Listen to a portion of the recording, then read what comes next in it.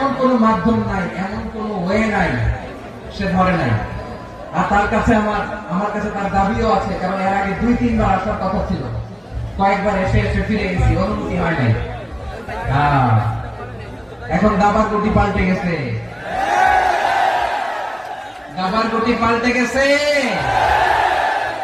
এক মাঘে শীত যায় না, কিন্তু আমরা স্মরণে রাখি না, ভুলে যাই।